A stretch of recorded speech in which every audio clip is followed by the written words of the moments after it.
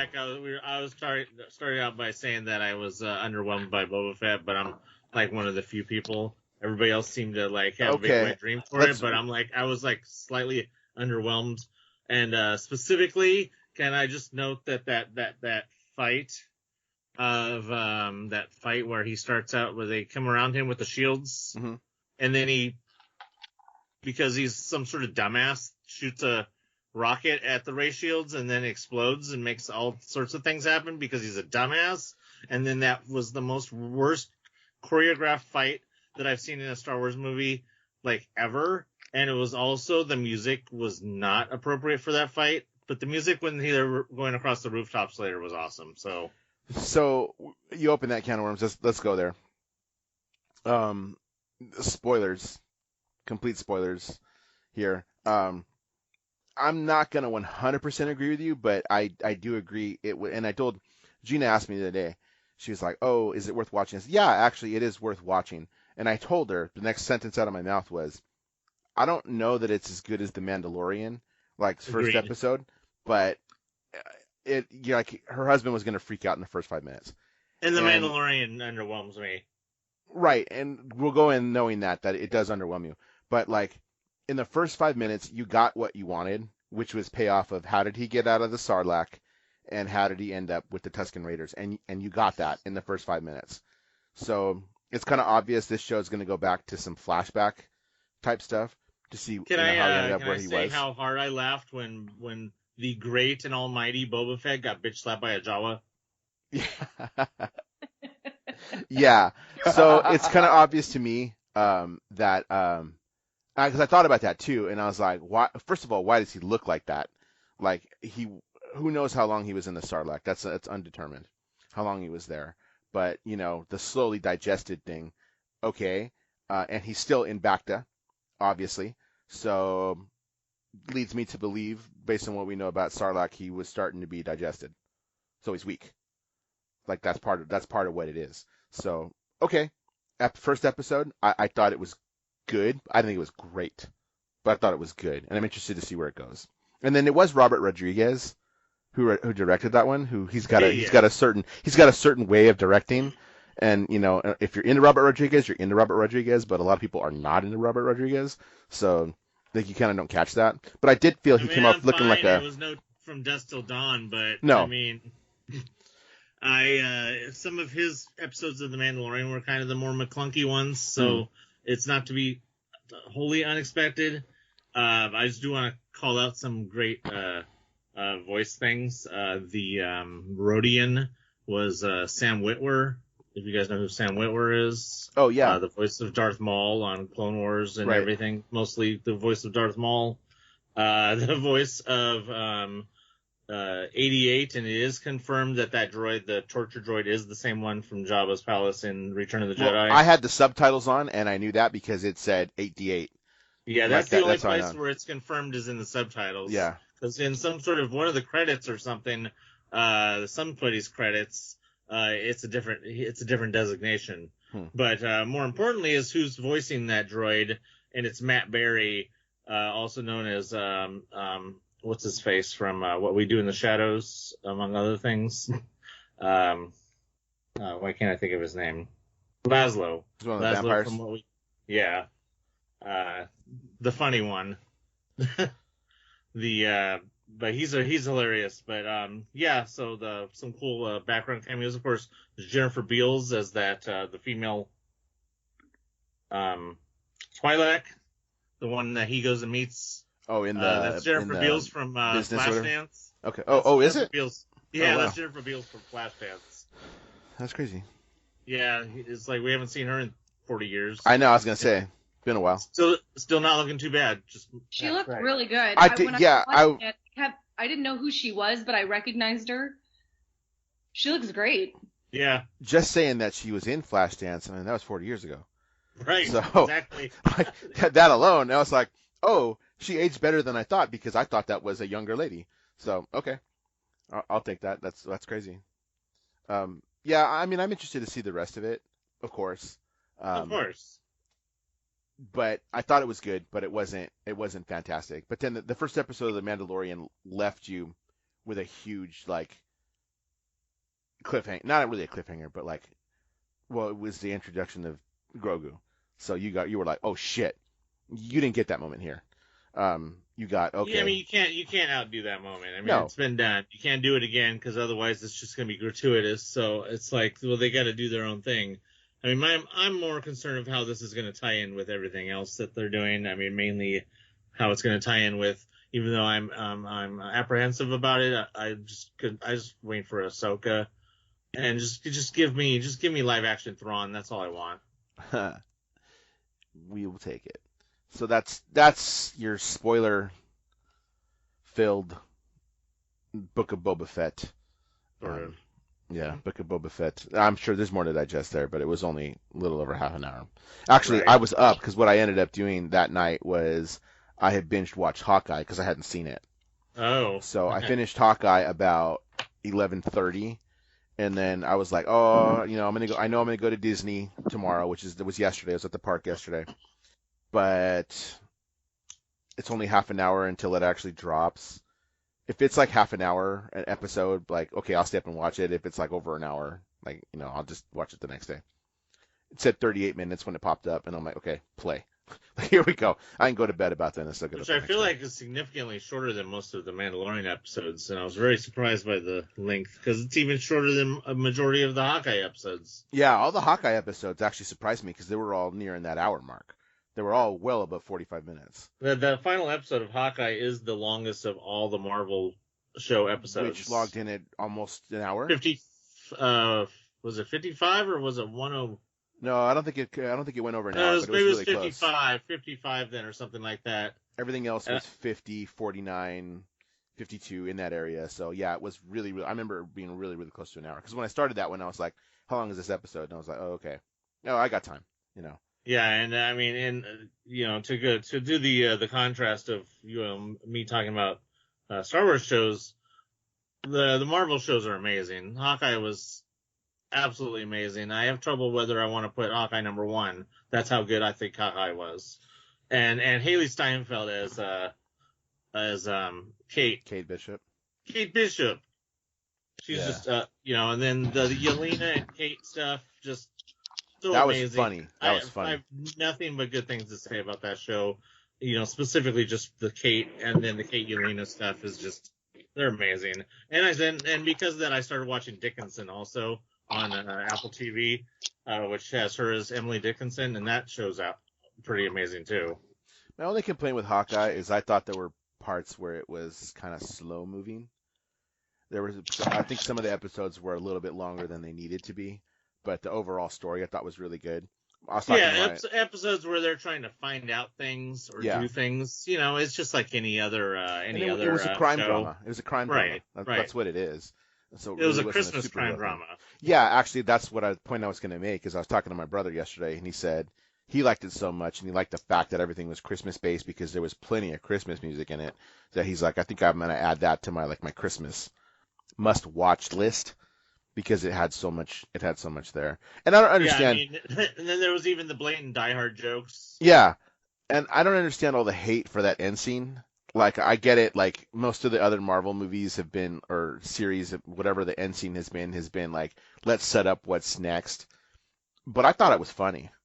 I mean, I thought have you seen it, Gina? Did you see Hawkeye? No, I was actually just sitting here thinking that I had been wanting to see it, but my husband wasn't interested in it. So I think I'm just going to watch it on my own because he just doesn't seem that interested in the Hawkeye franchise. But listening to you two talk about it, it sounds like something I would enjoy. So I think it's a crime drama, and there's a lot of character development for Clint Barton. I like that kind of stuff. But the big and I know you've seen memes about this online has been the end scene, which is like. The first episode he goes to Rogers the musical, which is some musical about the invasion in New York, like from the first Avengers movie, and it's a whole number. That's the end scene. It's a whole number, and you know how musicals are. They take this weird thing and it's this acting, it's this dancing, it's these characters who kind of look like the character but really aren't supposed to. It looks like freaking Cats. Like I don't understand all the hate. That I mean, you made a musical about freaking cats. You can't have that because they would really make Rogers the musical, and it was supposed to. It was a what did my brother say? And I agreed with him. He said it was a serious series. Like the tone of it is very serious, but it knew when to laugh at itself. Like there's points in there where it's like they just make certain jokes that just laughed itself. Like the tracksuit mafia and the whole trust a bro moving company. That's funny. Bro. Yeah, trust a bro. Oh, before Kate Bishop kicks that one guy's ass. Oh, I took my girlfriend to go see Maroon 5 like you were talking about. Like I was like, there were points where it was like, it was laughing at itself and it was funny. So that was a good one right there. Yeah, that was a good one. And then I still have to do this. Sorry. That is something that the Marvel series have been able to do pretty good is be serious, but also have those light moments. The only one that maybe didn't do it as well was Falcon and Winter Soldier, but it did have its moments too. It did have its moments, and that way you forget about that one because everybody talks so much about Loki and WandaVision, but Falcon and Winter Soldier was actually really good. Yeah, that one was pretty good. In my opinion, the best that I've seen, Mandalorian, Marvel, all of them, was Loki. Because I'm not really big into, the Marvel universe. Like the comics I was into was like Archie, so I wasn't into any of that stuff. But I really thought Loki was so well done. I really love Tom Hiddleston, and I just really liked that series. And that was, in my opinion, that was the best. I even liked it more than I liked Mandalorian. That's okay. I do too. And I thought Mandalorian was great. Yeah, it had some parts where you were just like, okay, like let's get through this episode so we can get to the next one. But I'm looking forward to more like Loki. So I think my issue is every time I watch something in my head, I compare it to Loki, and I haven't seen anything that lives up to that. Like Loki held my attention from the first moment of the first episode all the way through the end. There wasn't one episode I didn't find fascinating. You might be surprised that Hawkeye might do that. My hope is it is that Kate is that charming. Yeah, she really is. When Yelena shows up, that's amazing. And the scene with the macaroni and cheese. Yeah. Oh my God, you're gonna fall in love with both of them simultaneously and never want them to not be in anything Marvel ever again. And then later when they fight, stop making me like you. Yes. The scene in the elevator and then the side scroll fight. Yeah. It's all those two characters are really good. I appreciate strong female characters, and Loki delivered on that, and without them being cheesy, oftentimes female characters are just like an afterthought, or they're there to like draw some eye attention, or they're there as a token, like, oh hey girls, here you can have this. And I really felt like Loki delivered on like a strong female character that wasn't just like an afterthought. And so it sounds like Hawkeye might have that also. Hawkeye delivers with two, even though, I mean, obviously we've already seen Yelena in Black Widow, Mm-hmm. But this delivers a Yelena that you can feel like you get to know more. It expands her range. It expands the range of what she can do. And it takes full advantage of how great of an actress Florence Pugh is, because, everything that she's been in so far, and I'm sure Dan's at least seen her in Fighting with My Family. No. Oh, you haven't even seen that movie? I don't know. Yeah, because that's the one where she plays Paige. Okay. Oh, okay. That's her? I didn't know that. That's her. Oh, okay. No, I haven't seen that movie yet. Yeah, I want to. That's yeah. her. Oh, wow. Okay. Yeah. And then that movie Midsummer where she joins where she's in a cult or something, and that's a weird movie. If this is the introduction of Kate Bishop to the MCU, because I won't spoil the end for you necessarily, but it'll be good. It'll be very good for the MCU. I'll still watch stuff if I know all the spoilers. I'm one of those weird people that I'll go on Wikipedia and look at everything and then go back and watch. I'm a very odd person. If you've seen the other Hawkeye or movies with Hawkeye in it, you get the feeling he does not want to do that anymore. It's his family entirely. So this sets up Kate Bishop to be the new Hawkeye. Yeah, because he's been literally trying to quit since Civil War. Yeah. No, since Ultron. Yeah, since Ultron. And he just very keeps getting apathetic, tossed back in there. He's an apathetic character. And this gives you some background into why that is, what the series actually does. So it actually, and as a crime drama, this is actually really good as a crime drama. Much like Winter Soldier was, which Winter Soldier will stand up on its own as this is just a good spy movie. Right. You know what I mean? So. And Hawkeye makes for it makes as a nice compliment to Black Widow, almost like a Yep, I had to go back and rewatch that. Yeah. If you've seen Black Widow. Yeah. Okay. And it was a minute ago, but yeah, I've seen that. I saw the Hawkeye. I did see Falcon and Winter Soldier. It probably wouldn't hurt for you to go back and watch Hawkeye and watch Black Widow if you don't want if you have the time before, just to refamiliar yourself with Yelena and the whole Natasha and Clint thing, and because it expands on the Budapest or Budapest, depending on if you want to be Natasha about it. Watch this segue. Okay, so we actually did see the Kingpin, who came from the Daredevil Netflix series, who is now officially canon as part of the MCU. And it's unclear if he's definitively the Daredevil or the one from Daredevil, but he is definitely, a la another character in Spider-Man. Yeah, that's Jameson, exactly where. Well, not J. Jonah Jameson, somebody else. But right, I understand. So we were. I read an interview with him where he said he viewed it. The actor viewed it as a continuation of his role from the Netflix series, which I have only seen a few episodes. I haven't seen the whole series, but now that's leading it more to be canonized if they do that. So that's there. But we also, here's the transition, moving into Spider-Man. Yes. We saw Matt Murdock, the same Matt Murdock from the Netflix TV series, who Kingpin is Matt Murdock's Joker, So that's what we see. We now have two characters from a Netflix series that are canonized, and that's amazing to me. That's cool how they can bring in all this type stuff. Spider-Man, did we all see Spider-Man? I hope we saw Spider-Man. Nope. Or we want to talk Spider-Man, or should we leave it because you haven't seen it? Pretty much, if you haven't watched it, it's spoiled all over the place. Okay. I mean, even in quick images, like on YouTube clips, so you see it. I'm like, let Gina talk. She's the one who hasn't seen it. I was just going to say, if you want to talk about it, feel free. I've not seen it yet. I don't really like to go to movie theaters, and then I don't know if you can get it. I don't know if you can get it yet streaming. No, I'm waiting. Not yet. Yeah, I'm going to wait for it to come. I've never been big on movie theaters, so I don't particularly go, so I haven't had an opportunity, but please feel free to talk about it if you want to. I'm cool with that. Anthony, you saw it? All the Spider-Mans died. No, I won't give you the big one. But some of the characters, first of all, it was an amazing movie. It was amazing. It does stand up there. People are seriously talking, and it's a contender for possibly being the best Marvel movie that there is. It's a contender.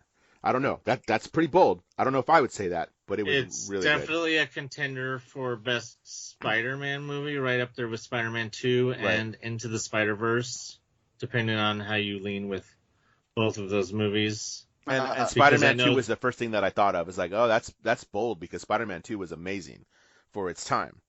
And it's still a good movie, but yeah. But here's the case for it being the best.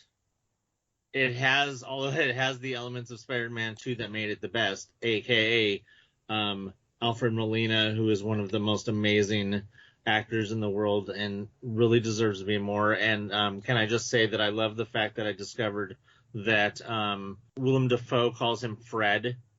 Oh, really? That's funny. Because there was an interview with Willem Dafoe, and it came up about something about Alfred Molina, and he calls him Fred. So I just think it's very hilarious that Alfred Molina is called Fred. So I just found that hilarious. But no, I mean, it has all those elements that make Spider-Man 2 great, and then it has all those elements that makes Into the Spider-Verse great, because it combines basically both concepts. But then you also have that it basically fixed everything that was wrong with the Andrew Garfield series. Yeah. Speaking of which, the performances in this movie are great by so many of the actors. Fantastic. They're fantastic. I have to point out Willem Dafoe. Amazing performance by Willem Dafoe. It was absolutely amazing. I want to say he stole that movie, but I can't let go Andrew Garfield. It's a tie. It's a toss-up. He was amazing in that movie. And we had always said you know, because we've seen a number of Spider-Man reboots, that Tobey Maguire was the better Peter Parker out of those first two, and Andrew Garfield was a better Spider-Man. Yeah. That's always kind of what we had said, but this, I don't know. It's tough to say now because he stole his scenes. Yeah. They're to the point where there's calls now for like, well, let's make an Amazing Spider-Man 3. No, I don't want to see that. But I don't want to say he like made up for it because that's not really what I mean. But he did a really good job. Like he definitely stole the. He didn't need to make up for it, but he helped make up for those movies not being great. Yeah. I like the line by Jamie Foxx where he's like, "There's got to be a black Spider-Man somewhere," which was a direct into the Spider-Verse, reference to Miles Morales. Yeah. I mean, there was already a Miles reference that was in Spider-Man Homecoming that was mostly half cut out, but still there with Donald Glover. As his uncle. Yeah. But so that still leaves it open for him. But I had hoped to see maybe when they went to Feast, when Aunt May was when Peter went to Feast to see Aunt May, and Goblin and Norman was there.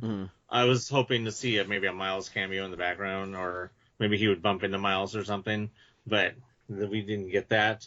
But and then I think that getting back to the Andrew Garfield, obviously this movie fixed everything that was wrong with Electro. Yes. Did you notice that when he charged up? Jamie Foxx. Did you notice when he charged up, it had the star around his head? Yes, I did. That was a little Easter egg there. I elbowed. I elbowed Rebecca, and I was like, the star. I know. I told my daughter, I was like, oh my God, his head. And she's like, what? So I showed her a picture, and she's like, oh yeah, I did see that. And I was like, yeah, throwback to the old costume. Did you see it again in yellow? A couple of times. Later in the on the Statue of Liberty fight? Yeah, you do. Which I thought that was super cool when that happened. I was like, did I see what I just saw? I'm like, I did. I saw that. It was there. Who stole? Go ahead. No, go ahead. I was gonna say, who stole his scenes was Ned. Oh. I thought Ned was great. I mean, I think Ned still sees it in all the Spider-Man movies, but he does. But this one, I mean, he particularly, yes, because of what happens with him. And now I'm like, the joke between us is anytime we see something with him, I'm like, hey man, that's Ned. What are you doing, man? That's Ned. Like, I think he's great. It worked out well. And that's, I can't wait to see if he gets to do magic. Yeah, that's going to be pretty interesting. And then Benedict Cumberbatch is always good. Well, yeah, I mean, come on. It's Benedict Cumberbatch. I mean, I don't like him enough to see that Year of the Dog movie where he's a rancher, but I really like him. I will keep him as Smog, as Doctor Strange, and as Sherlock. Because if you've never seen Sherlock, Sherlock is amazing. I don't know anything. So, cool question. Go for it. So pretty much anybody that hasn't watched all the old Spider-Mans have to go and watch all that, right? I mean, it didn't happen. Some of it didn't happen now, but yeah. No, not entirely. You don't have to. I forgot half of all that. I watched Amazing Spider-Man because, just full disclosure, I had never seen the Andrew Garfield movies. Okay. So I watched Amazing Spider-Man so I can familiarize myself with him and mainly Lizard. I did not watch Amazing Spider-Man 2 because I refused to watch when Emma Stone as Gwen Stacy die. And I know that Electro is really shitty, so I didn't really want to watch that movie.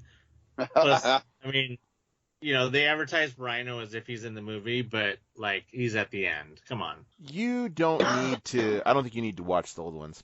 You will catch on to what you need to catch on with, and just realize that there's more than one version because there's more than one movie. And everyone, Uncle Ben is died. Old ones, yeah, I highly recommend if you have never seen the Tobey Maguire 1 and 2, then you have to see those because no one needs to watch 3. Movies I've seen. Like, that's how long it's been since I watched. To be honest, those are the best 2 until now. So yeah, Tobey Maguire was like, he's Spider-Man in my head because I'm 800 years old. Well, then to be honest, you're gonna love No Way Home because he is great in that, because the youth pastor joke that was funny. Yeah. It landed so amazing that I've just been making that joke like nonstop. And yeah, no, if you're a Toby fan, then you're gonna be happy because he gets to do a lot more than I ever expected Toby to do in this movie. Yeah, he does. Nice. He does. That's- It's good. I don't think you 100% need to go back and rewatch them. Stuff will come up and you'll be like, oh yeah, I remember that, because I didn't. I haven't seen the original two in whatever.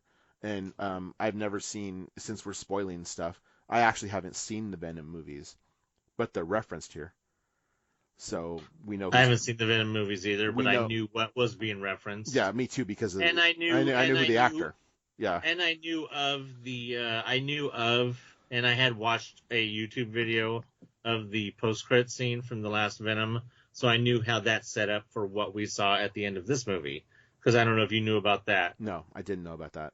Yeah. That kind of portrays how Venom ended up, how Eddie Brock ended up where he was, where we see him at the bar, because apparently he's in a bungalow in the same exact spot, but in his verse at the end of the post credits from the last Venom, and then all of a sudden the whole room kind of like vibrates, and then he's in another room. Somebody and some dude walks in and say, "What are you doing in my room?" And that's basically signifying when the spell sent him to the other verse. And then, of course, we see him go back. And it had to be that one, right? We don't go with Topher Grace?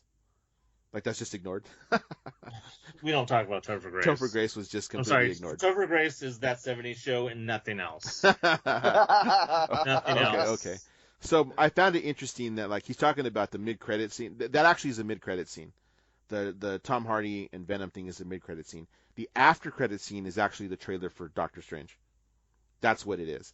So I think, Michael, you had posted, like, oh, the trailer dropped.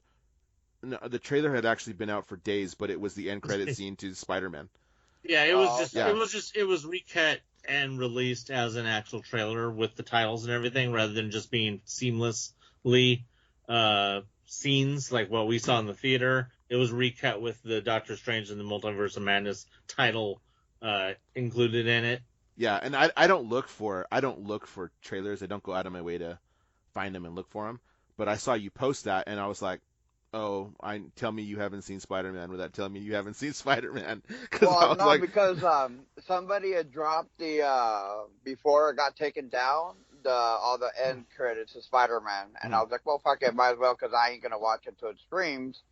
So I just watched it, and then when I seen that, I was like, okay, is there something different about this one compared to what I saw? You know, that the guy had the camera facing the movie screen. So I still haven't even watched the trailer because I saw a very brief part of it. Oh, I think I saw maybe just the very beginning of it, and I was like, oh, this is the end credit scene. So like, I don't need to watch this because I already saw it. So yeah, but no, it's like I said, it's exactly the same thing, just with the just cut to be like a trailer. Yeah, that makes sense. Rather than just cut to be scenes. All right. Anything else? And that looked really good. Anything else movie related? Because I didn't even plan that. That's not what I had planned to talk about, but it's just kind of how it ended up. That's how we do it around here.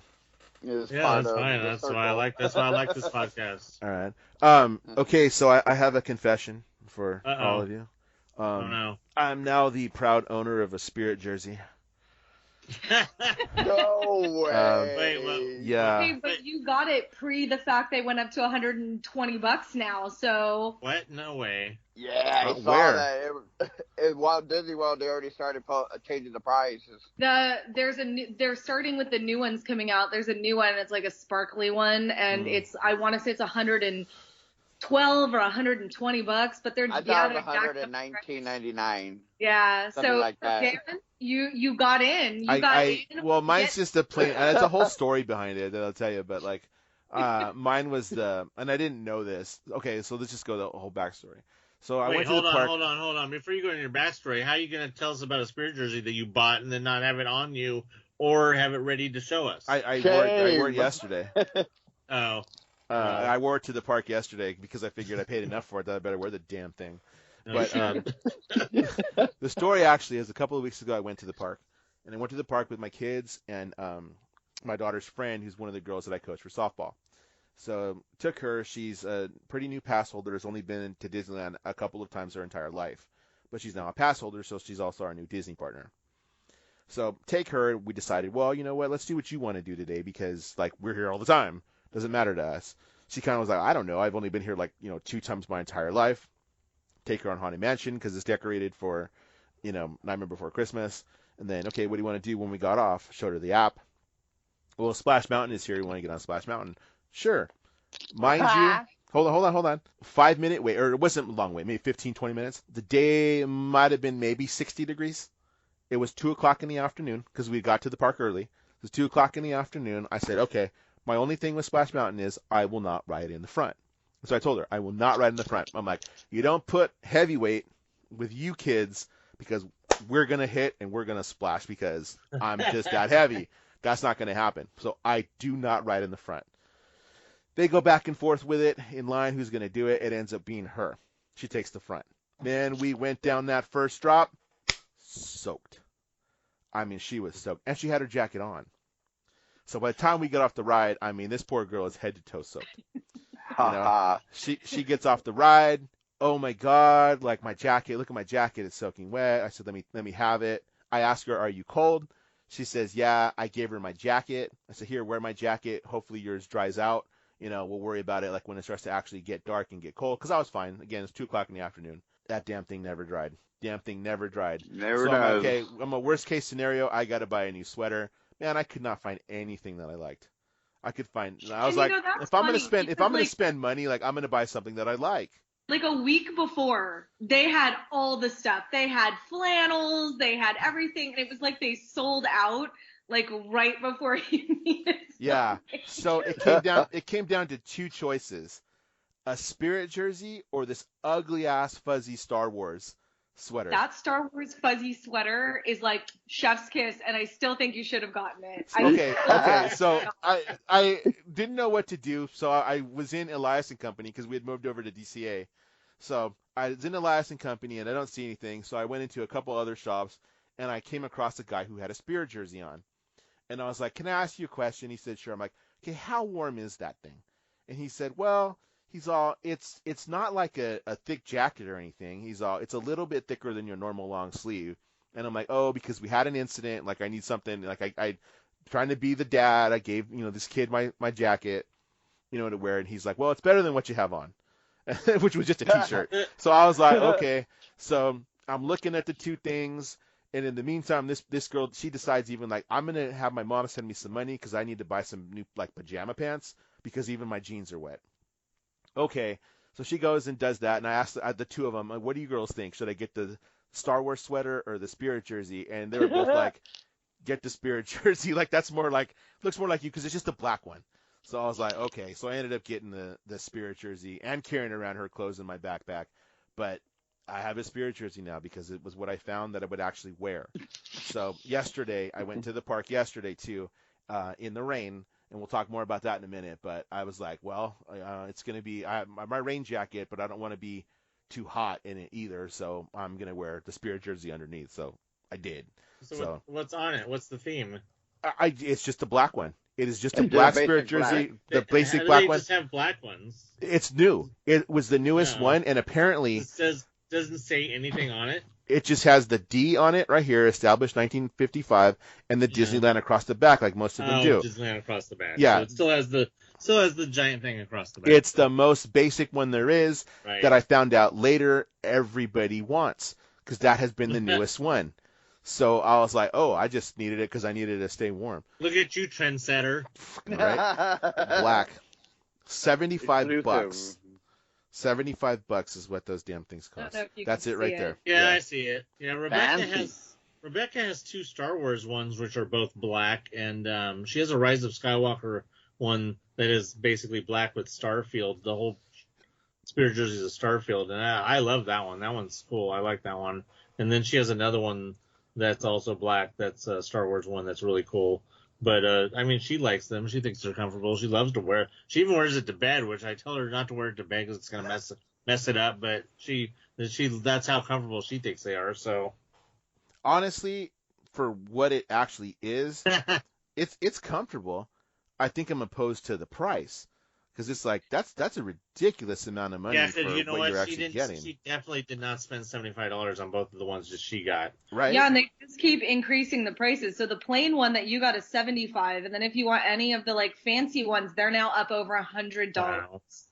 which is insane. And again, it's little more than a long sleeve shirt. It's a little bit thicker than a long sleeve shirt. Yeah, that's crazy. Because one of the ones that she got, I think we got from the Star Wars Celebration store when they were doing this, the sales for people who had gotten tickets. Yeah, and yeah. it was one that was on there, and I don't think it was cost more than that. I think it was like $65 at the most. And I think the one the Rise of Skywalker one she got from the park, I think was $55. I want to say with plus tax, or at least we got a discount on that. But I got a discount too because I think I only paid like but just for $65 or something. A basic one like that being starting at $75 now, that's crazy that they're just going to raise the prices like that. It's like, oh well, now we know how they're making up for other things. It's like they're just going to raise how much is things that were under $10 before are probably everything's over $10 now. I'm sure is like corn dogs are probably well over $10. $12 now. I still feel, and I've always said this about the park, if you're going to go to the park, you might as well get an actual meal because that's actually your best bet money wise. Like you're gonna do that. So that day actually we ate at the French market, and because the girls wanted clam chowder, and then one of them changed their mind and was like, you know what, I think I'm going to get this herb roasted chicken, which actually wasn't bad.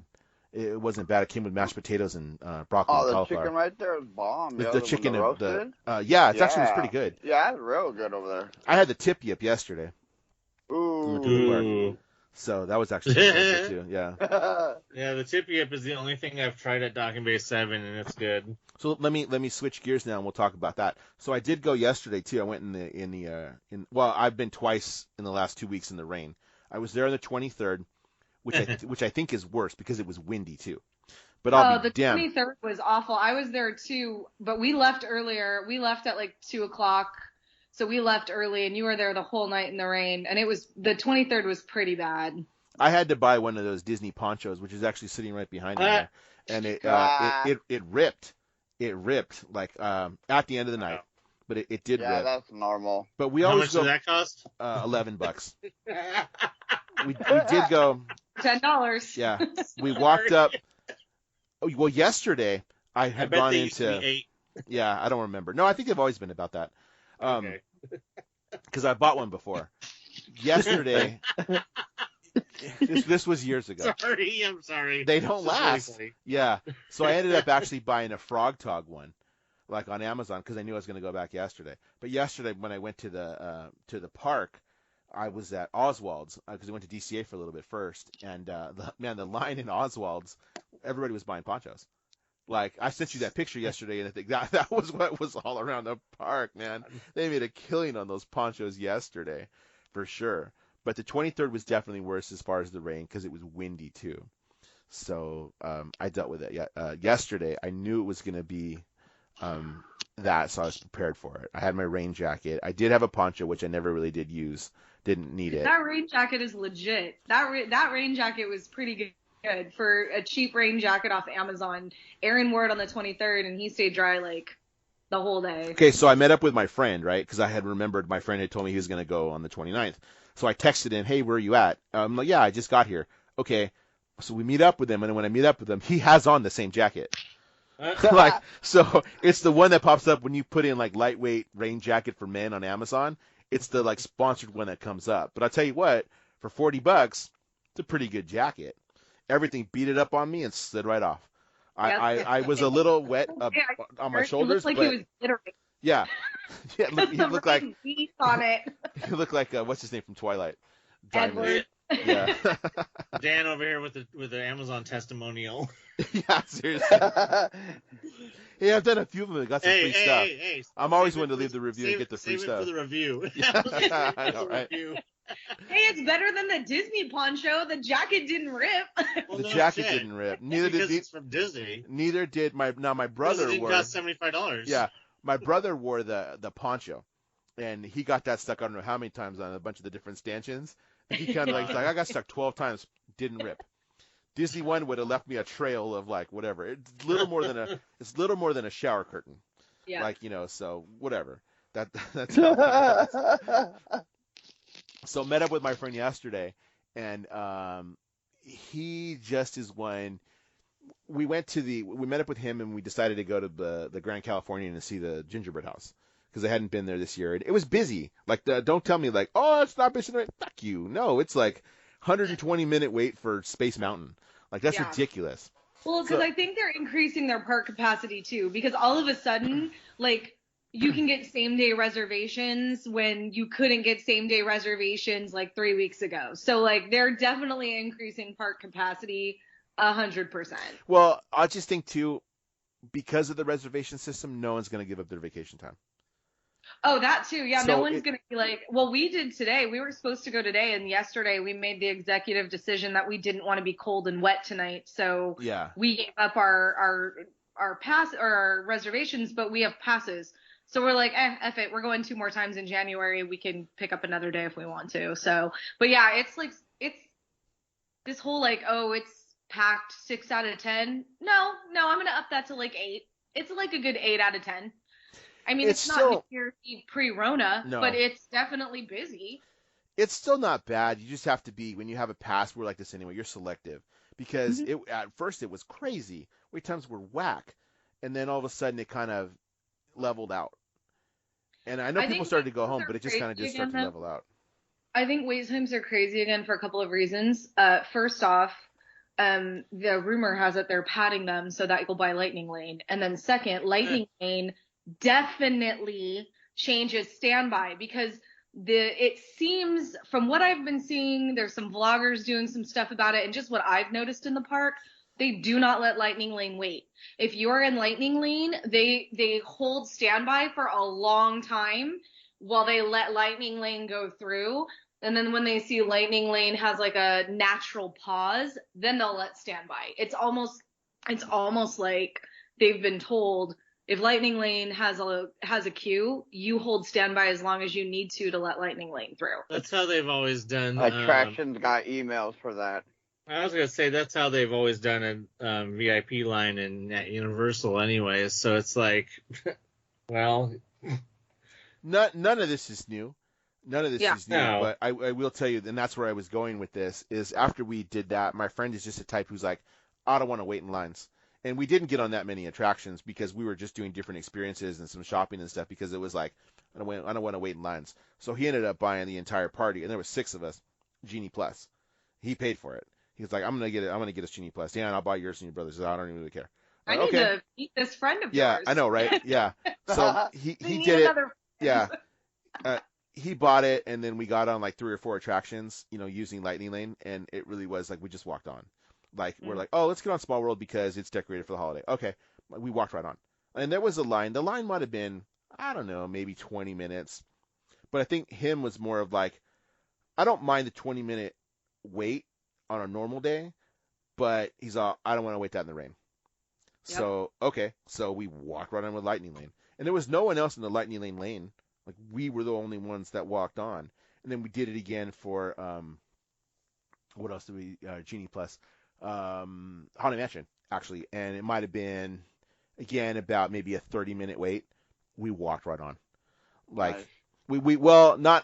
I can't say that necessarily because it's the fast pass lane, the old fast pass lane. So we walked up. By the back. It took you, how there's the 2 different lanes that separates, the left and the right. Yeah. We went down the one, and it took us up to, when we stopped, we were already up by the house, next to the house. Is where we actually stopped. So there's a definite flow to the Lightning Lane stuff. I'm still not believing that without technical difficulties, people are like, oh, we waited 4 hours in line. I'm not believing that shit without technical difficulties at all. I think that's freaking clickbait bullshit. Yeah. But it definitely does work. It definitely does work. Standby is decidedly slower now that Lightning Lane has been introduced. Like, you can tell that it's much slower now, but it's not anything that is that big of a deal. Like, I think you could still go to Disney and have a great day and not buy Lightning Lane. We had a great day at Disney when I took when I took my daughter's friend, and we didn't have that, and I saw it in use. When you know how to work the park, you know how to work the park. Yeah. Like, you know. Well, so we were going to buy Rise of the Resistance. Me and Aaron were going to buy it, right? We didn't have a lot of time in the park. It was the 23rd, and we wanted to leave around 2 or 3 o'clock in the afternoon because we didn't have anyone to watch the dogs. So we're like, okay, well, we're going to leave then. We had Trader Sam reservations, which are impossible to get at 1:15. I managed to get some. Okay, cool. So we knew we had the morning in the park. We had to leave by 1:15. So I look at Rise of the Resistance, and it said return time 11:15. And I was like, oh, cool. So I'm like, let's just do it. Whatever. Let's see how it works. I click on it. When I click on it, the return time had changed from 11:15 to 2:15. Yeah. I was like, mother trucker. I was like, I told my husband, I said, well, this isn't going to work for us. He's like, it just said 11:15. I go, now look at yours. So he pulled his up 3 o'clock. Yeah. That one is still selling out. Yeah. Rise of the Resistance is blink and it's selling out, right? And that one, you walk right into Ray and BB-8. So you wait in any queue. You like walk right into the BB-8 and Ray scene. But we were just like, oh, well, let's just do it. Like, we have $20, whatever. Like, let's see how it works. But it didn't work for us because, I mean, you're blinking and they're selling out. So I think the pay-to-play one, Disney is making bank on that because people are giving up 2020 to ride Rise of the Resistance. But the queue, the standby queue, I'm going to go with hour and a half, which for an e-ticket ride, an hour and a half standby is not obscene, in my opinion. I mean, that seems kind of normal. So stuff was super inconsistent yesterday because I saw at one point when we were eating dinner, because we ate at Docking Bay, Smuggler's Run was 80 minutes. Smuggler's Run was 80 minutes. That is a 20-minute ride at best. You know Smuggler's what I mean? Run has been longer than Rise of the Resistance multiple times in the last several weeks. Because I'll go on to look at it, or I'll be watching a vlogger and they'll pull it up and it is posted. Now, I don't know if it's real because they're not actually walking through the line, but posted, Smuggler's Run is longer than Rise of the Resistance. And I'm like, are we in an alternate universe? The thing is, you can't tell until you walk over to the line and see the actual line. But at an 80-minute posted wait time, I'm probably not going to walk over there specifically for that. So I've seen Rise. Now, Rise yesterday did get a little crazy because it was a busy day. But when I've been to the park, and I haven't had the want to wait that long just because of whatever we were doing, I've seen it as low as 40 minutes. But the average has been anywhere between 60 and 90 is what the average has been. And everybody consistently says you really don't wait that long in line. Even though that's what's posted, that's not really what you're waiting in line. So I still have yet to do the standby for Rise of the Resistance, but I know coming up here, I think I'm going again next week. I'm going to build a lightsaber too. I will probably do it that day. If I can catch it at about 40 minutes or so, or even about an hour, I'll do that. Yeah. I waited. So I went by myself because I was trying to buy Christmas gifts. And so Space Mountain right after Rope Drop, because I didn't run over there. I, walked towards Tomorrowland and I went through the shops. But it said it was a 25-minute wait for Space Mountain. And I was like, yeah, I'll wait 25 minutes. It was 25 minutes. And I don't know if the Space Mountain line to me is like one of the worst lines to wait in at Disneyland. Like that and the Matterhorn, I'm like it's a snooze fest. So it was a long 25-minute wait for Space Mountain, like a long 25 minutes. And I don't know if it's because Lightning Lane, because they were selling Lightning Lanes that early.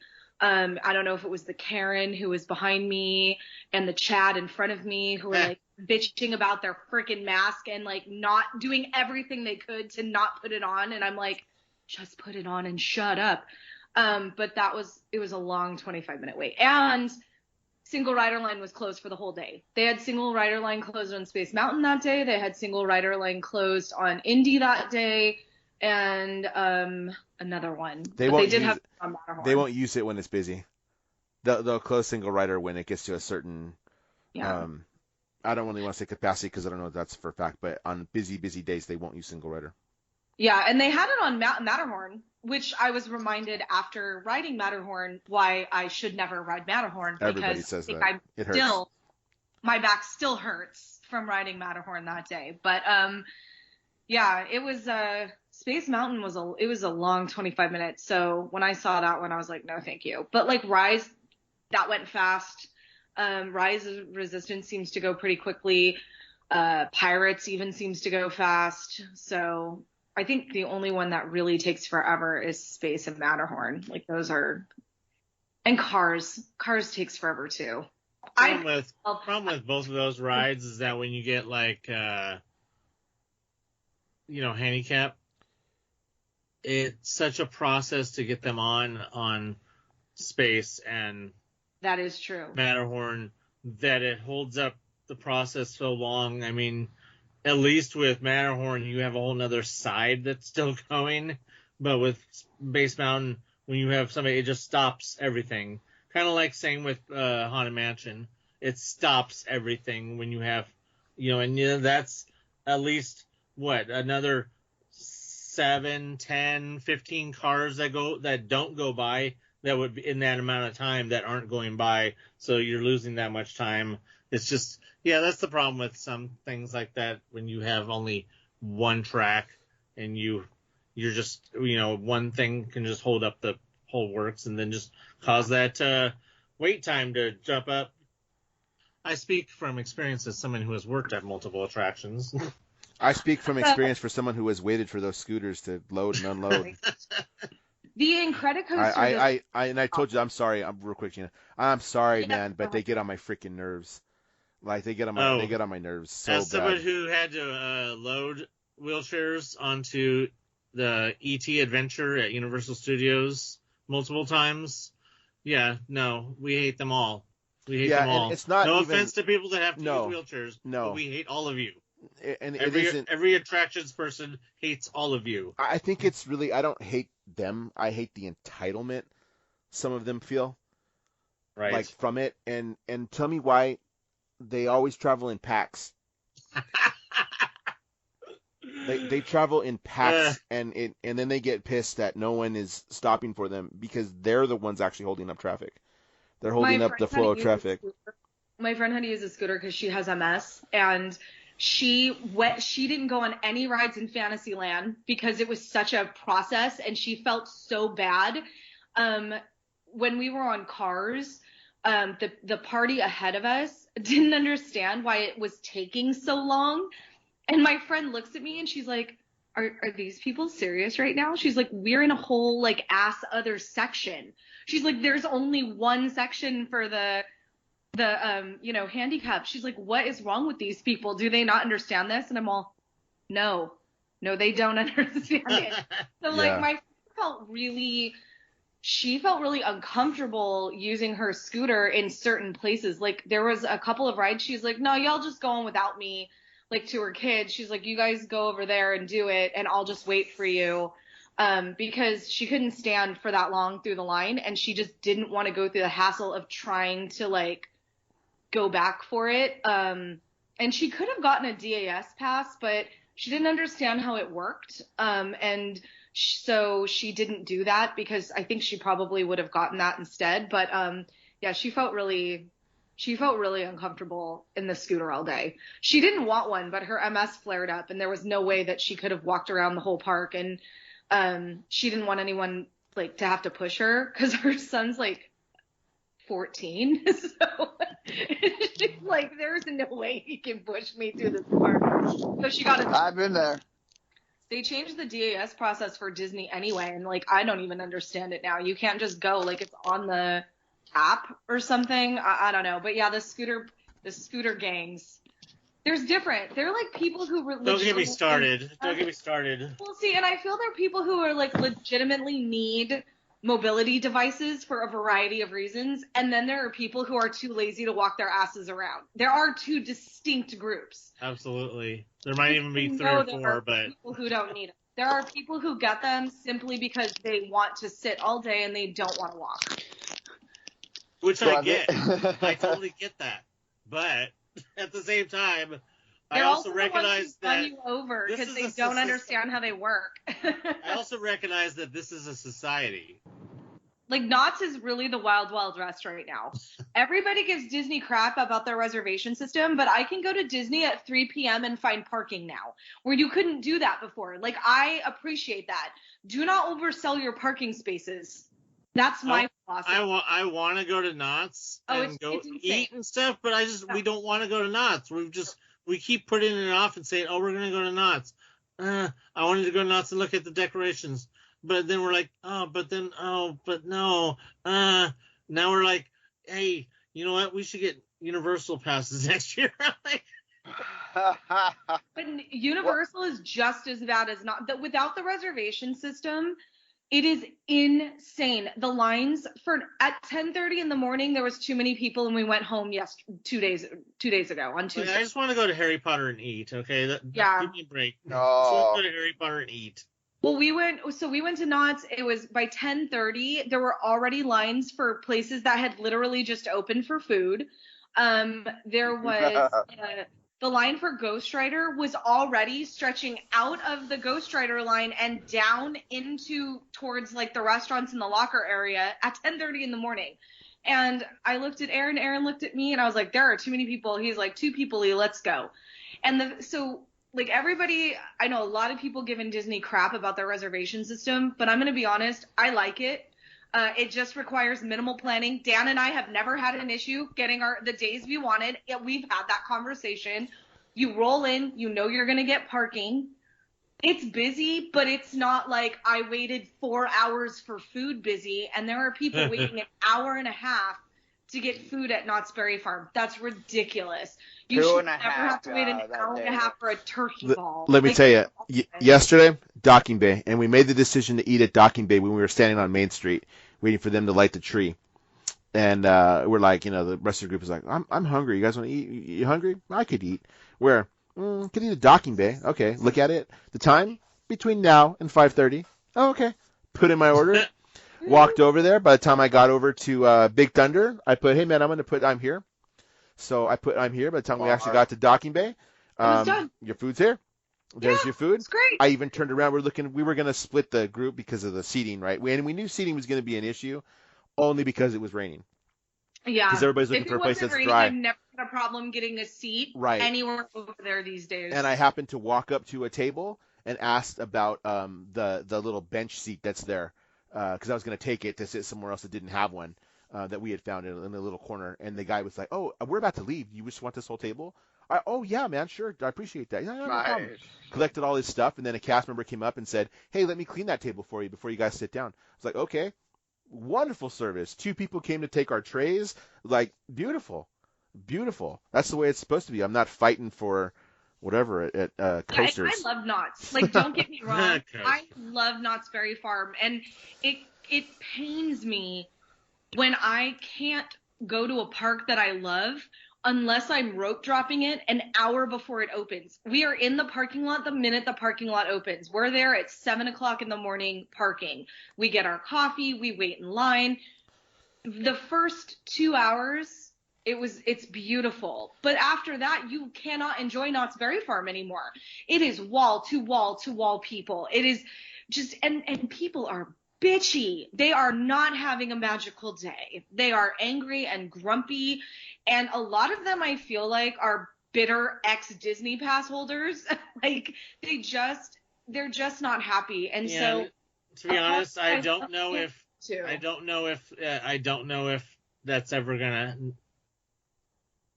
go down. I don't know if, maybe when all of the original 2020 pass holders like myself, when our passes finally expire in May of next year. Yep. Maybe all of those people, when all those people's passes expire and they don't renew, then things might get better at the parks a little bit. But it's going to be that wave of pass holders while Disney was so close. Well, when Disney first opened. Yeah.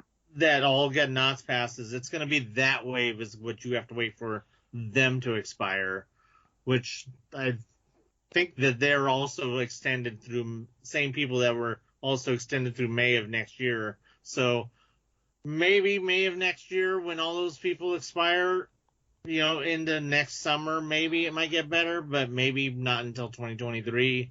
But yeah, a lot of things with the pandemic really fucked Knott's over. Yeah, and then the aftermath of Disneyland, you know what I mean? A lot of the prices, I mean, to be honest, a lot of Disney pass holders got Knott's passes, and they're still getting Knott's passes because they're just like, we have a lot of friends that we want to meet up, but with these reservations and our schedules, and we can't just go, like some of us, even me. Right. I'm not a planner. I'm a sporadic because my lady works. She should be like, hey, let's go. You want to go? Okay. So that's one of the reasons why we didn't even get a pass, because to me, that's a reservation pass, and I don't want a reservation pass. But as soon as I figured you left, it was even 5 times slower because one thing is they have new iPads to work with for the tickets instead of using the scanners at the time, and everybody's getting a new pass. Everybody is. Having the papers, and then the information line was packed on both sides, getting new passes. So it's going to get worse. Yeah, Knott's is crank. And I'll be honest with you, I'm going to renew my Knott's pass. My sister is not. My sister said that my niece is 5 and she struggles to stand in line. And my sister, we don't feel she needs a DAS. She just is a 5-year-old kid. And so we're not. Worse. Yeah, my sister's not going to renew her pass for her and her daughter, but Aaron and I will renew our Knott's pass, and we'll continue to do what we do with Knott's, which is rope drop it, because we have to go on weekends. He very rarely can we go during the week unless it's the summer or it's a school. Yeah. So that's why we went this Tuesday. He works every other weekend, so he had Tuesday off. I had Tuesday off. We knew it was going to be busy. We didn't think it was going to get too crowded by 10:30 in the morning though. That was surprising. Oh no, you got a girl, you know what it is. Everybody knows the last 3 weekends of, before Christmas, during Christmas, and especially after New Year's.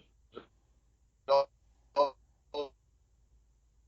the worst times to park. I knew what it was, especially, a lot of people get gifts of season passes of the families, and that's why I expected. I really didn't think it was going to be a lot of people getting their passes yesterday, when we were there. But yeah, and then I see people in my group, a lot of newbies. I joined because I got a new season pass, and you could tell the increase. You know what I mean? You could just. And I don't think it would be that bad. Ride wise, okay, Ghost Rider's an e-ticket ride. I get an hour and a half, 2 hours, but. I know. Not to remix. Sure.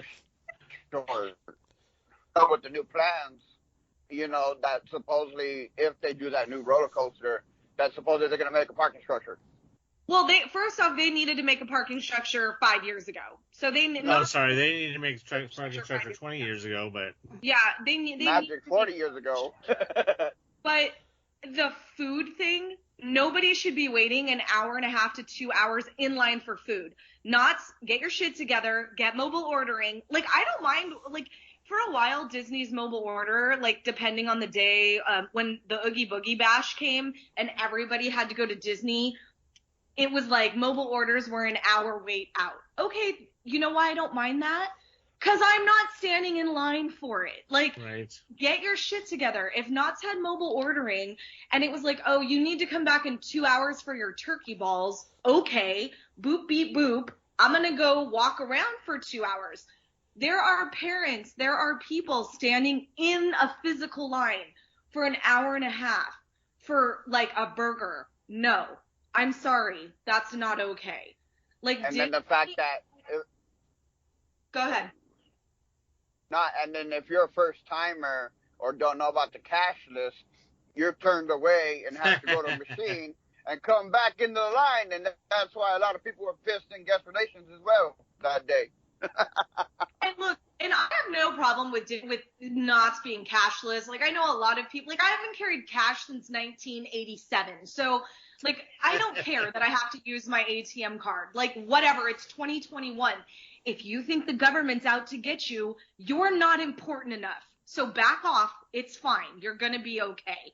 So I get it. Like, and kids don't have cards.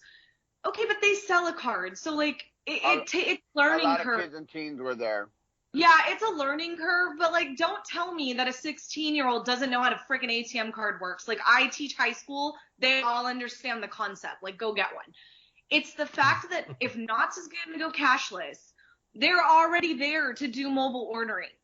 And, by the way, I don't know if anyone realizes this. I was having a conversation with somebody who worked at the ride at, like, Berry Tales because it broke, so we were waiting the 5 minutes for it to come back online because Berry Tales breaks every 5 seconds if you look at it wrong.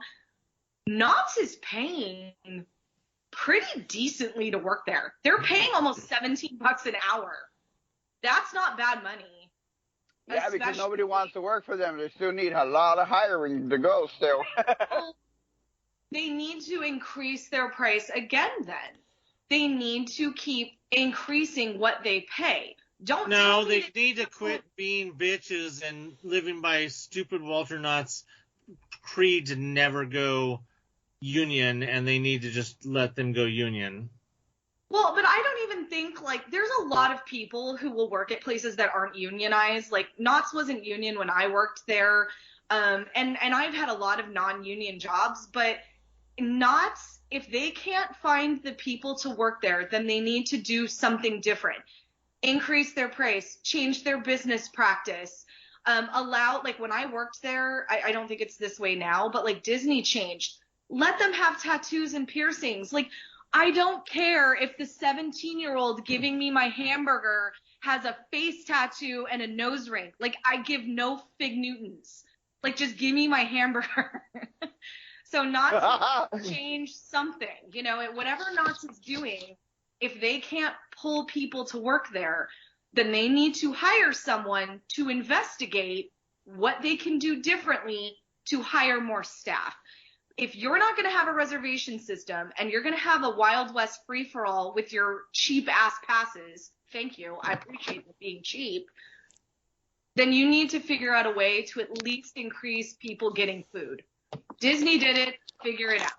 The biggest problem with Knott's is that Cedar Fair gives no F's about Knott's.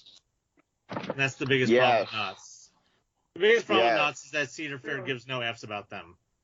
They care about their East Coast properties. They care about King's Dominion. They care about Cedar Point. They care about Carowinds. They care about the parks that bring in people out there. That's what they care about. They don't care about a measly little. They don't care about a measly little place with chicken and jelly that wasn't originally theirs, Dan.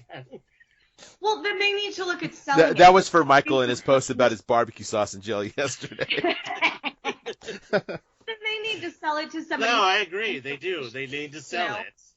Like, sell it. If you're not going to invest any time and money into it, then sell it. Because there are people who come here to go to the 3 theme parks. They go to Universal, Knott's, and Disney. And a lot of people who go to a Disney vacation out here, if they're from out of state, do go to Knott's Berry Farm as well. They do that. Must be Mo Valley. I just think it sucks because, like, I do like Disney, right? I appreciate Disney. I really enjoy going there. I go there a lot because we made the executive decision that if we spent, $1,300 on a pass, we're going as much as we can. Right. So get that money worth. We decided, like, we've already paid for that pass. We're like, okay, we're doing good. But I hate that I can't go to Knott's and just enjoy it because Knott's is a different vibe than Disney. You know, and I guess I'm just angry at Knott's Berry Farm for kind of not being efficient. And they could be. Like, they could hire somebody who cares about it and make that place efficient and make it run. And, you know, I'm sorry, they don't need a Giga Coaster. They don't need that. That's bullshit, and they don't need that there. They're not Magic Mountain. Let Magic Mountain have their Giga Coaster.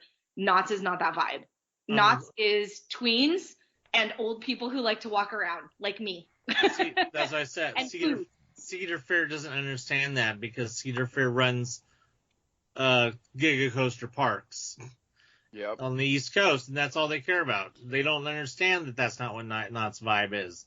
They don't understand that they would make a hell of a lot more money if they would rebuild and do Soapbox Derby 2.0 rather than a Giga Coaster. They could do a Soapbox Derby 2.0, and that would be much more interesting to people who are fans of Knott's than any kind of roller coaster. If Knott's took out that stupid mouse ride, the one that's across from Hang Time, that has the worst leg restraints ever, that are only made for people who are 5'1" and 102 pounds, take that out and put in Soapbox Racers 2.0.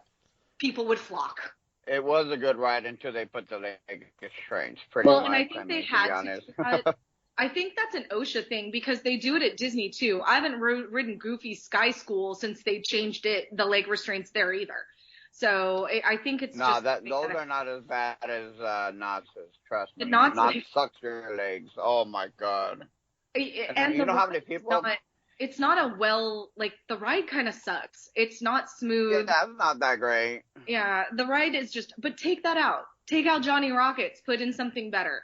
You know, we already know that the execution of Berry Tales was. Let's not cycle back to those discussions about how the execution of Berry Tales was a D- to be generous. Wah wah wah. Exactly. So it's like expecting anything amazing like Soapbox Derby 2.0 or anything that would make sense to anybody is asking too much of Cedar Fair. You know, they're probably if they had their druthers to use a whatever that term means, they would probably turn Knott's into a Giga Park. They would turn it into a King's Dominion or a Carowinds or a Cedar Point if they wanted to. You know, they would turn it into something their idea would probably be to try and their direct competition they would probably see as Magic Mountain. They probably don't see Disneyland or Universal as competition because that's probably how they think. They're looking at the roller coaster places. They're not looking at the family theme parks. They're looking at it as an adventure park, not a theme. Yes, exactly. You know, I feel, and I don't know if Dan feels this way too because he's been to Disney, but I feel almost like theme parks in general right now, Disney, Knott's, they're who I'm speaking about. It's like, how can we give people the minimal amount but charge the maximum price? They'll come because they are so desperate for entertainment after all the shutdown. Like, there's some stuff at Disney that I feel like the trams, they can be brought back. Shut up. They can be brought back. And I know they're coming, but they can. They made everybody walk because they're like, they can afford it. I feel like the entertainment in certain areas, like character-wise, is lacking. Like, Batu could be so much better. No, don't even. Okay, so hold on. I have to interject at this point. Yes, please. I have always viewed the park as an experience.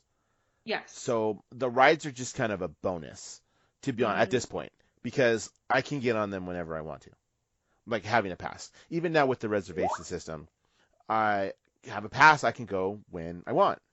I never viewed it as that. So yesterday, I went in the rain. I told you the ride times were crazy.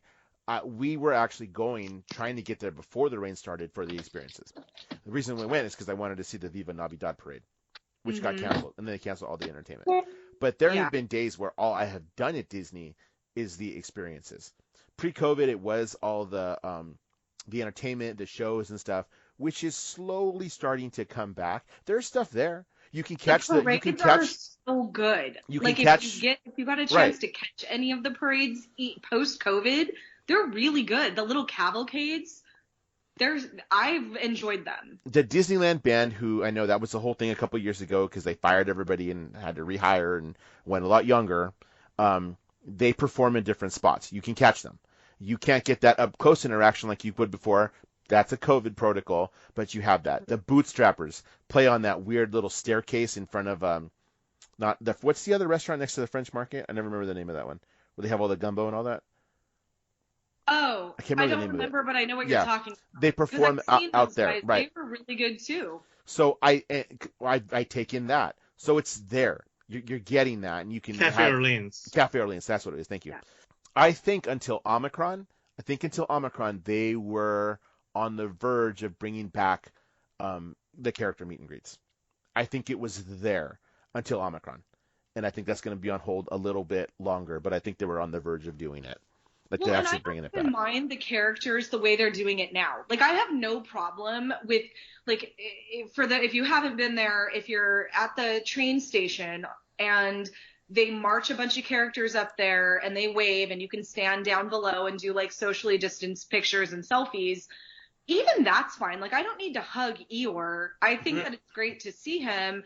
I think that in Batuu, how they do Ray and Chewie and they have them, up so you can't touch them or get close to them, but you can still interact with them and they'll still talk to you. I enjoy that. I just feel like Disney can be doing more in that respect because a lot of us go to Disney not for the rides. Like I'll be honest, I've been to Disney several times and we haven't gotten on one ride when we're there. I'm very used to that. Now would have been if we had, not to echo somebody that we like to make fun of, and I feel like that he stole my shtick about hating on Bob Chapek anyways, but I feel like that now would have been the perfect time to bring in those rooftop shows and Galaxy's Edge that were supposed to have been there from the get-go. Some of that stuff that, that was cut because he felt like it, that now's the perfect time to bring some of that shit in finally. They had all those plans for those shows on the rooftops, and the rooftops were designed for people to be able to run around on them, but where's that stuff? Now's the time to do that stuff. Here's how I know they're thinking about it. I've gotten a lot of surveys recently in my email. Same. I have gotten a lot of surveys in my email recently, which when that happens, they're thinking about it. And they're taking in like what do people want out of this, because that's always the way that it works. What do you think about this? What do you think about this? Seriously from Disney is surveys. Yeah. Surveys do. And I do them. I just did one. That's what I was doing when you guys were talking about Knotts. I did a survey about my food experience yesterday because I got one in my email. So I kind of did that. We need to start. Go ahead. I love the reservation system, so I always am on Disney. Whenever I get a survey, I was like, I love the reservation system. I think that's great. Yeah, keep that. It's great. It's fine. But I always harp on the entertainment. And then I always tell how wonderful my interactions are with characters and CMs. I have to be honest, I have not had a CM who's even remotely subpar. Like every interaction I've had with the CM has been just really good. And I don't mean they're like over the top, have a magical day. Like, no, I just mean that they're nice and friendly. And if they're busy, they're like, hey, sorry, we're busy. And we're like, no, it's fine. You're working. Like we're on vacation. So yeah, it's cool. But the guy who wiped down my table yesterday at Docking Bay, tattoos on his forearms. Mm-hmm. So, it's fine. It's not a thing. You gotta go to City Hall and show them some love, man. Because anytime you do, they get little awards. Any compliment they get from guest services or anything, they get an award for it, and it shows your comment on the bottom on the paper saying like, oh, whatever, he did great. He took care of us, and this and this and this shows up on the certificate. If it wasn't raining, I would have thought about it. Well, if they had a separate line for that instead of making you stand on the same line as people that are complaining, then maybe they would be easier to give that too. It needs to be online in the app. Yeah, they need to have a way for you to do it in the app where you can just be like, hey, here, I want to give this recognition to a CM. Like, they were amazing at Docking Bay 7. You know, Bob was great. Go Bob and Docking Bay 7. Like, if they had it in the app, I think way more people would show the love to the CM. We got to start wrapping this up. I do have two things I want to bring up really quickly. One is that Star Wars night, I upgraded. I had a ticket from 2020. So I did upgrade my pass. The way that it worked was there are 3 nights for After Dark for the Star Wars night. If you chose either of the first 2, it was a straight switch with the ticket. Those nights being a Tuesday and a Wednesday, that's not going to happen for me. Friday night is much easier for me because I don't feel the need to miss work, and it actually happens during Celebration, which I will be in Anaheim for Celebration anyway, and I'm staying the entire weekend. Was it the original Star Wars night was on it was on a Friday night. It was on a Thursday night. Yes, it was. It was on a Thursday night. Yeah, because it was on the night before Celebration started. Right. So that's why I had a hotel then too. I was just gonna go, do it, experience it, and just walk across the street because I have a room at the Hilton. So that's what I was gonna do. Upgraded to this one, $66 to upgrade. That's what it cost me. So that ticket, if you were to buy that ticket, because I was talking to a friend of mine yesterday, and she said I was wanting to buy a Star Wars night ticket when they go on sale, $175 for the Friday night. That's what it costs. So I said I'm going to upgrade it because that day just works better for me. Jersey. And I 2 Spirit jerseys, maybe one now. Not anymore. I just looked at it as that was money already spent 2 years ago. So I'm just going to go ahead and pay the upgrade because it's just more convenient for me, and it's all in this one package on the weekend. So that's one. Second is we haven't talked in a while. I think it was right around Halloween. So I actually did the Candlelight. I went for one of the Candlelight performances. Got it. Again, a reservation. We've always been able to get them when we wanted. They opened up. So I got a reservation for the Sunday performances a couple days before. Just did it like, hey, let's look at the app. If we can go, let's go. Could have actually got the Saturday. I didn't realize this until later. I could have gotten the Saturday, but my daughter doesn't have the same key as me. It's one down, and she's blocked Saturdays in December. So we ended up with the Sunday one. Didn't have a problem with it. I was standing in the area behind the rope, behind all the seats. It wasn't packed like sardines, which is what I remember from previous performances of Candlelight. Having been to a couple and then just having been at the park while they're going on, was not packed like sardines. Was it, there were people? Yeah. There was people. But I could have done, and I'm kind of waving my arms around, I could have done this around me and wouldn't have hit anybody. Because it was there was that much room. They capped it, bro. That's what actually happened, is it looked like they capped it at a certain number of people. Because when the performance was over, they herded us down Main Street. And we had a reservation at Jolly Holiday anyway. So they herded us down Main Street, and they had a line on either side of Main Street of people waiting in line for the next performance. So they cleared all of us out and then brought all of them in. So it was done really, really well. And they learned from their mistakes. The performance, well, and you had to, you've just learned a lot about lines and stuff through social distancing when that was a thing.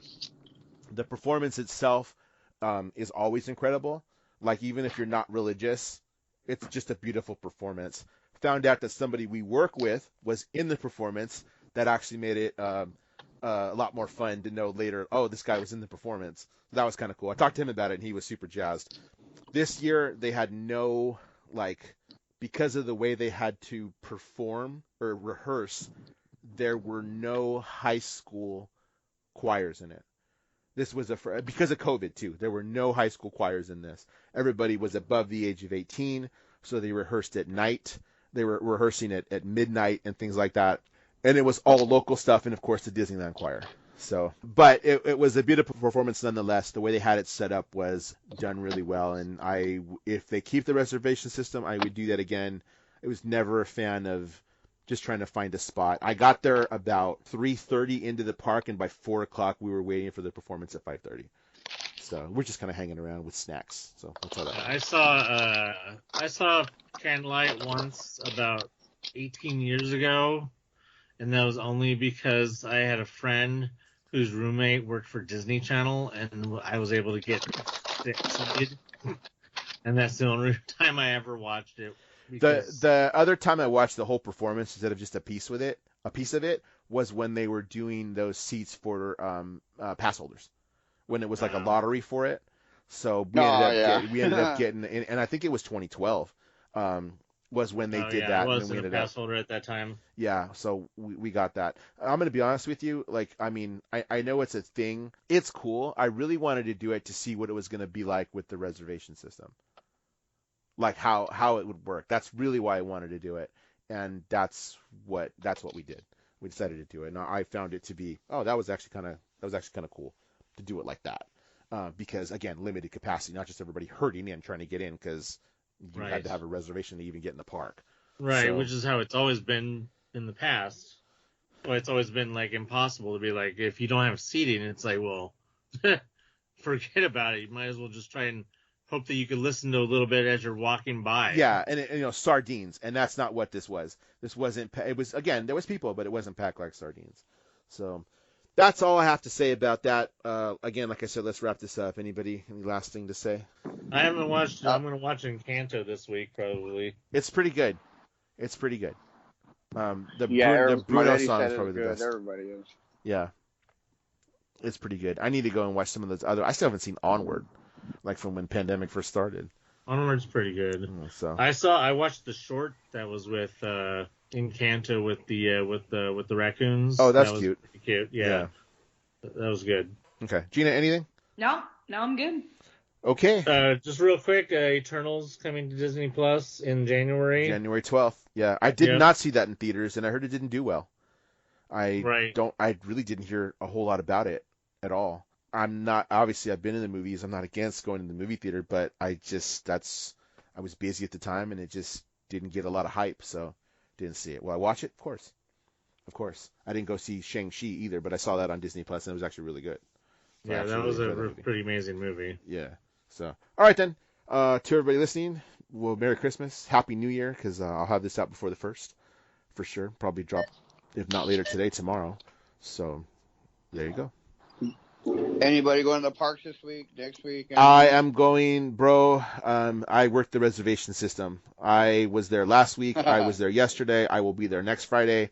I will be there the Friday after that. I will be there 2 weeks after that for Lunar New Year. I will be there 2 weeks after that for, I think the tutors and I are going because we're off that week, Gina. And then I will be going later that week, same week, for my daughter's birthday. So, yeah. I'm going twice or 3 times in January. I'm not going yet in February because so far we're still going on a cruise. I'm not canceling it. So unless the cruise cancels it, we're going. I do have reservations in March because we're going to go on Aaron's birthday because his birthday's on a Saturday in March, so we're going to go. But I'm sure I'll pick up a few extra Disney days at some point this month. They're really not hard to get anymore. You can look for the drops. They drop them randomly. They'll get more starting next year for sure. Well, you can go tomorrow. As of right now, the only days that aren't that they haven't released more days to is right after is the 7th and the 8th and the 9th, that weekend. But right now, like, you can go this weekend. You can go today, tomorrow, Saturday, and Sunday. So as of right now, if you have the Dream Key, I don't look at the other key because I don't have it, so I didn't look. But if you have a Dream Key, you can go right now. You can make same-day reservations. And the thing about that is they don't sell the Dream Key anymore. So, which is the only reason I'm looking at. If they allow us to renew, I'll renew just because they don't have it. Yeah. But we'll see what happens. They'll let it go like all the other ones. It's just grandfathered in until they do something different. Entirely. Yeah. Get rid of the reservations. They'll sell them again. I have no doubt that they're going to go back and start selling them again. But they had a few hiccups and some lawsuits, so I'm sure they're pausing things while they figure out life. So. And the SoCal deal starts in January, 3rd? Yeah. Yeah, I don't want to get into all that. So if you want to go for that, go for that. It's a hell of a deal, but some of us work. It's basically just a Monday through Friday breach of contract thing, right? That lawsuit. No, the lawsuit is basically some lady who lives out of state being pissed because she can't get reservations because she's not paying attention to the fact that you can actually get a reservation if you just pay attention. Advertisement. Yeah. Right. And a lot of it, sometimes people do quick. They'll do an easy lawsuit, like a lot of these, violence chaser kind of guys. they'll do quick lawsuits to try to get them. They're trying to get recognition, or seeing if Disney throws some money at them to shut them up. Because I thought I saw something about a breach of contract lawsuit having to do with the old passes. That Disney breached your contract by terminating the pass contract early. Because, you have to sign a contract with the old passes. And technically they did breach contract by terminating all passes and not bringing them back as is according to the original contract. So technically I think there was somebody did try to do a lawsuit based on that. I don't know what happened with it. Well, if you haven't heard anything about it and I haven't gotten a check in the mail, nothing. Exactly. Well, and a lot of times people don't realize, like, Disney has lawyers on retainer. Right. So Disney isn't just like, I'm Bob in park passes and I make $50,000 a year and I'm going to write up these terms and conditions. Like, these are lawyers on retainer who have multiple people checking them. So I'm sure Disney feels pretty confident about their chances of winning. Yeah, I didn't get the number off the back of a bus. Pretty much. They will win. They're very good. Trust me, they're very good. And a lot of people, they're easily bought. Like, most of us would be, like, I'm sorry, but if Disney paid off my school loan, if I got hurt at Disney, you can maim me. Disney could rip a limb off. And if they're like, we'll pay off your school loan debt, I'd be like, Disney, I love you. You can have my limb. Like, we're easily paid for as a society. Better butter than biscuits. True. And as a podcast, we say Happy New Year. Happy New Year. See you next year.